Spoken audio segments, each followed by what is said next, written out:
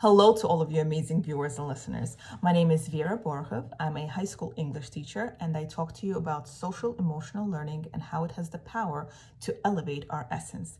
So today I'm talking to you about Michelle Obama's book, Becoming. It's a very beautiful and inspiring story of her life as a child, her life working towards becoming the First Lady, and then her life in the White House. So as a woman, as a mother, I very much connect to her stories.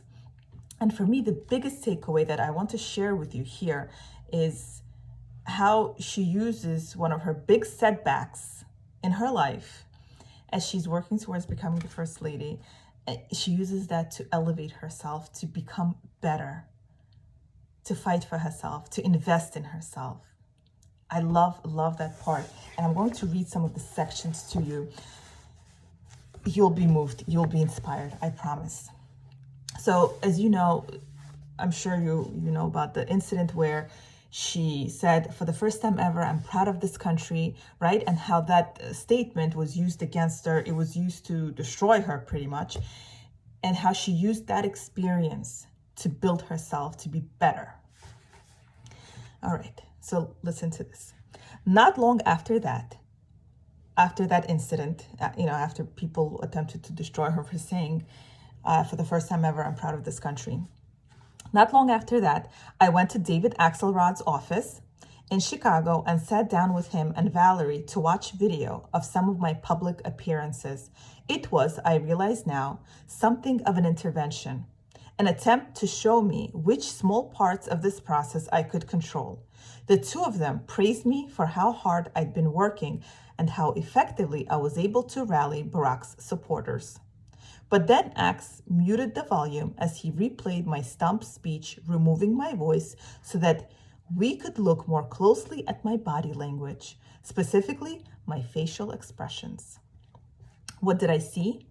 I saw myself speaking with intensity and conviction and never letting up. It was too serious, too severe, at least given what people were conditioned to expect from a woman. I could see how the opposition had managed to dice up these images and feed me to the public as some sort of pissed off harpy. Reviewing videotape with Axe and Valerie that day, I felt tears pricking at my eyes. I was upset. I could see how I could see now that there was a performative piece to politics that I hadn't yet fully mastered. Why didn't you guys talk to me about this sooner? I asked. Why didn't anyone try to help?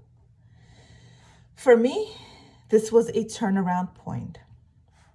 The campaign apparatus existed exclusively to serve the candidate, not the spouse or the family. And as much as Barack's staffers respected me and valued my contributions, they'd never given me much in the way of guidance. Until that point, no one from the campaign had bothered to travel with me or show up for my events. I'd never received media training or speech prep. No one, I realized, was going to look out for me unless I pushed for it. This section of the book, this story, I love so much, and especially the part where I stopped reading, where she realizes what went wrong, and then she realizes why, and she realizes what it is that she had to do. So there she is, she has a setback, but she doesn't allow that to stop her, right? They have an intervention. She sees what she needs to do. She sees what was missing. She sees the reason for this setback, and she realizes what it is that she now needs in order to move forward. This is the biggest lesson in life. There are many times when we will face setbacks, but we don't have to allow for our setbacks to hold us back, to stop us. Instead, we can have an intervention, analyze the setback to see what it is that we're missing, and then invest in ourselves further to go as far as we want to go. That's the most inspiring thing for me from this book, and I hope you read it. If you have read it, please share with me what was most important, most significant for you about it.